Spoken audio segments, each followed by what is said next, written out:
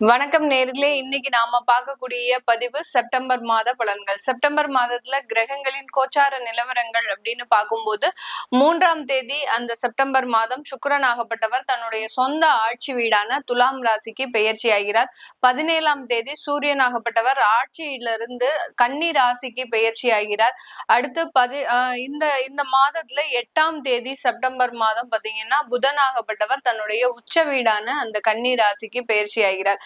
இந்த மாதத்தின் இறுதியில, அதாவது 19ஆம் தேதி செப்டம்பர் மாதம் செவ்வாய் ஆகப்பட்டவர் அந்த மிதுன ராசியிலிருந்து தன்னுடைய நீச்ச வீடான கடக ராசிக்கு பெயர்ச்சியாகி வருகிறார். ஆக மொத்தம் இந்த மாதத்துல உச்ச ஆட்சி வீடுகள்ல தான் இந்த கிரகங்கள் கோச்சார நிலையை அடைகின்றன.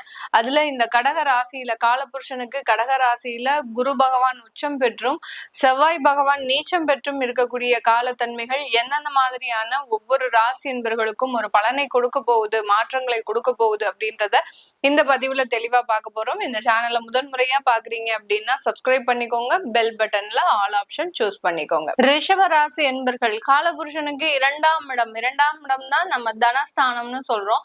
அந்த இடத்துலதான் சுக்கிரன் ஆட்சி பெறாரு. அடுத்து பாத்தீங்கன்னா தாய் தந்தை, அதாவது தந்தை தாய் அப்படின்னு சொல்லக்கூடிய அந்த சந்திரனும் பாத்தீங்கன்னா இந்த 2ஆம் இடத்துலதான் உச்சம் பெறார்.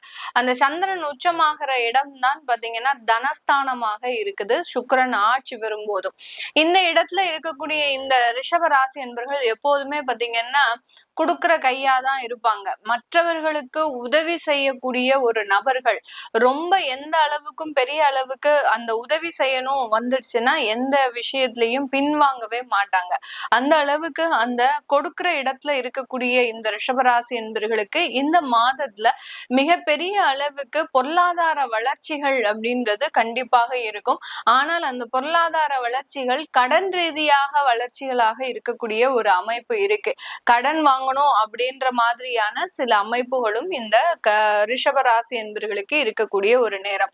எல்லாருமே நினைப்பாங்க கடன் வாங்குறதெல்லாம் ஒரு பொழப்பா அப்படின்ற மாதிரியாக சில நபர்கள் இந்த ரிஷபராசியிலேயே இருக்கிறாங்க. நிறைய ரிஷபராசி என்பவர்கள் கடனே வாங்க கூடாது. ஏன்னா நான் முதல்லயே சொன்ன மாதிரி கொடுக்கிற இடத்துலதான் இவர்கள் இருப்பாங்களே ஒழிய வாங்குற இடத்துல இவர்கள் இருக்கவே மாட்டாங்க. அந்த அளவுக்கு அந்த கடன் வாங்கக்கூடிய ஒரு பழக்கம் அப்படின்றது இந்த ரிஷபராசி என்பவர்களுக்கு கிடையவே கிடையாது. ஆனால் கடந்த ஒரு 2 வருடத்திற்கு முன்னாடி ஏற்பட்ட சில பொருளாதார வீழ்ச்சியின் காரணமாக இந்த கடன் மாதிரியான சில நிர்பந்தங்களுக்கு ஆளாகக்கூடிய ஒரு சூழ்நிலையில தான் இருக்கிறார்கள். இப்படி இருக்கக்கூடிய இந்த ராசி என்பவர்களுக்கு இந்த மாதத்துல பொருளாதார வளர்ச்சிகள் இருந்தாலும் அந்த வளர்ச்சி ஒரு கடன் சம்பந்தப்பட்ட வளர்ச்சியாக தான் இருக்கும். இப்போ ஒரு கடன் வாங்குறோம் அப்படின்னா அதற்கு வருமானம் இருந்தால்தான் கடன் வாங்க முடியும். அந்த மாதிரியான ஒரு வருமானத்தை ஏற்படுத்தி ஒரு கடனை அமைப்பதற்கு உண்டான ஒரு அமைப்பும் ஒரு மாற்றமும் இந்த ரிஷபராசி என்பவர்களுக்கு கிடைக்கக்கூடிய ஒரு நேரமாக இருக்க போகுது.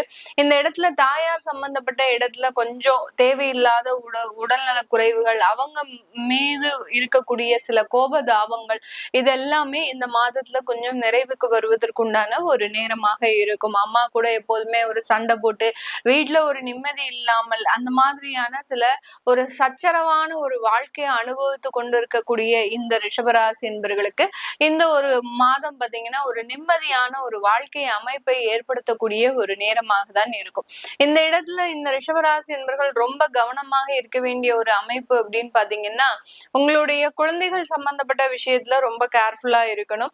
அந்த குழந்தைகளுடைய முடிவுல நீங்க ரொம்ப தீர்க்கமான ஒரு முடிவை எடுக்கணும்.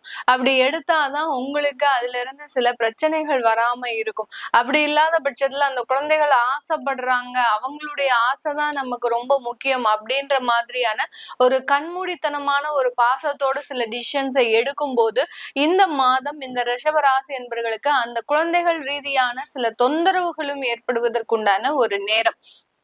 இந்த இடத்துல பாத்தீங்கன்னா ஒரு பாசம் உங்களுடைய கண்ணை மறைக்கிறதுக்கு உண்டான ஒரு நேரமாக இருக்கும். அதனால ரொம்ப கவனமாக அந்த குழந்தைகள் விஷயத்துல தலையிடுறது மிகவும் ஒரு அவசியமான ஒன்றாக இந்த ரிஷபராசி என்பவர்களுக்கு இருக்கும். இந்த ரிஷபராசி என்பவர்கள்ல இருக்கக்கூடிய நட்சத்திர அன்பர்கள் அப்படின்னு பார்க்கும்போது கார்த்திகை நட்சத்திர அன்பர்கள் ரொம்ப நாள ப்ரமோஷன் கிடைக்காம தவிச்சிட்டு இருக்கிறாங்க. அந்த கார்த்திகை நட்சத்திர அன்பர்களுக்கு அந்த ப்ரமோஷனுக்காக இவங்களும் பல இடங்கள்ல சில முயற்சிகளை பண்ணி எந்த விதமான முயற்சிக்கும் ஒரு பிரதிபலன் அப்படின்றது கண்டிப்பாக கிடைக்கல. அது இந்த மாதத்துல நிறைவேறக்கூடிய ஒரு நேரமாக இருக்கும். அடுத்து பாத்தீங்கன்னா ரோஹிணி நட்சத்திர அன்பர்கள் உடல் நலன்ல ரொம்ப பாதிக்கப்பட்டு இருக்கிறாங்க.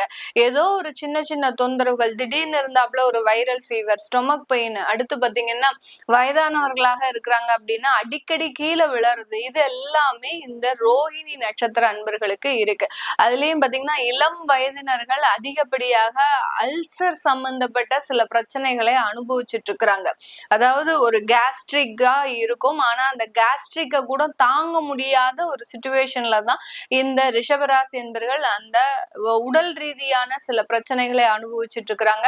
இதற்கு உண்டான மருத்துவ ஆலோசனை, ஒரு நிலையான ஒரு மருத்துவ ஆலோசனை, ஒரு டாக்டர்ஸ்ட போனோம் அப்படின்னா நமக்கு அதுல என்ன பிரச்சனை ஏது அப்படின்றத கண்டுபிடிச்சு அது தீர்ந்துருச்சுன்னா யாருக்குமே எந்த தொந்தரவுமே கிடையாது.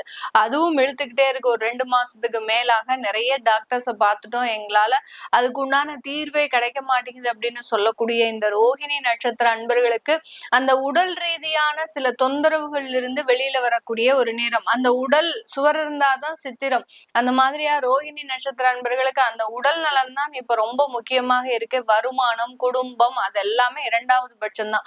உடல்ல ரொம்ப கேர் எடுக்கக்கூடிய ஒரு டைம். அதன் மூலமாக பல நிவர்த்திகளையும் அடையக்கூடிய ஒரு நேரமாக தான் இந்த மாதம் இந்த ரோஹிணி நட்சத்திர அன்பர்களுக்கு இருக்க போது. அடுத்து மிருகஷீரிடம் ரொம்ப ஒவ்வொரு இடத்துலயும் கொஞ்சம் கெட்ட பேர் வாங்கிட்டு இருக்கிறாங்க. அதாவது அலுவலகத்திலயும் சரி, தொழில் ரீதியாக பணியாளர்களை வேலை வாங்குறதுலயும் சரி, ஒரு கெட்ட பெயர், தேவையில்லாத ஒரு அவமானங்கள், இது எல்லாத்தையுமே இந்த மிருகஷீரிட நட்சத்திர அன்பர்கள் அனுபவிச்சுட்டு தான் இருக்கிறாங்க.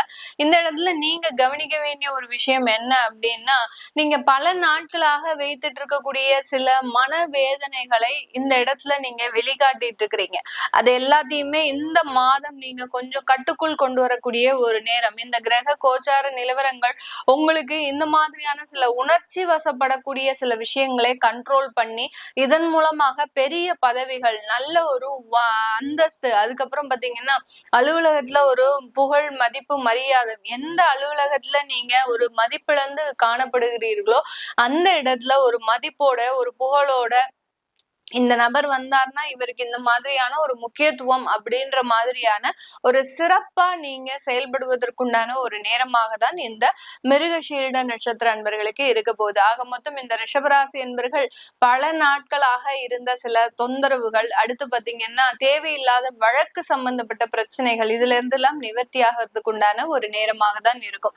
இந்த ரிஷபராசி என்பர்கள் வெளியூர் வெளிநாட்டுல தன்னுடைய வேலை ரீதியாகவும் சொந்த சொத்துக்கள் மீதான சில பிரச்சனைகளையும் அனுபவிச்சுட்டு இருந்தாலும் அதுல இருந்தெல்லாம் நிவர்த்திகள் அப்படின்றது கண்டிப்பாக இருக்கும். வெளிநாட்டுல உங்களுக்கு உங்களுடைய குழந்தைகளை படிக்க வைக்கிறதா இல்ல நம்மளுடைய இந்தியாவுக்கே அனுப்புறதா அப்படின்ற மாதிரியான சில தயக்கங்கள்லாம் கடந்த 2 மாதங்களாக நடந்துட்டு இருக்குது. அதற்குண்டான ஒரு நிவர்த்திகள் அப்படின்றது கண்டிப்பாக இந்த மாதத்துல அமைவதற்குண்டான ஒரு நேரம்.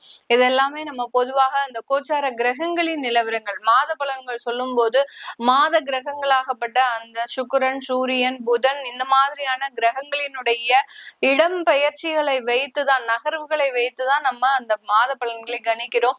இது உங்களுடைய திசாபுத்திகளுக்கு ஏற்ற மாதிரி. இப்போ ரிஷபராசி என்பர்கள்லாம் பாத்தீங்கன்னா சனி திசை, புதன் திசை, இந்த மாதிரியான திசாபுத்திகள்ல இருப்பீங்க. இந்த திசாபுத்திகளுக்கு இது மிகப்பெரிய அளவுக்கு ஒரு சப்போர்ட்டிவா இருக்கா, இல்ல ஏதாவது ஒரு சேஞ்சஸ கொடுக்க போகுது அப்படின்னு தெரிஞ்சுக்க விருப்பப்படுறவங்க கீழே இருக்கிற நம்பருக்கு வாட்ஸ்அப்ல அப்பாயின்மெண்ட் வாங்கிக்கிட்டு நீங்க கன்சல்ட் பண்ணிக்கலாம். உங்களிடமிருந்து விடைபெறுவது உங்கள் ஆஸ்ட்ரோ பூர்ணா. நன்றி, வணக்கம்.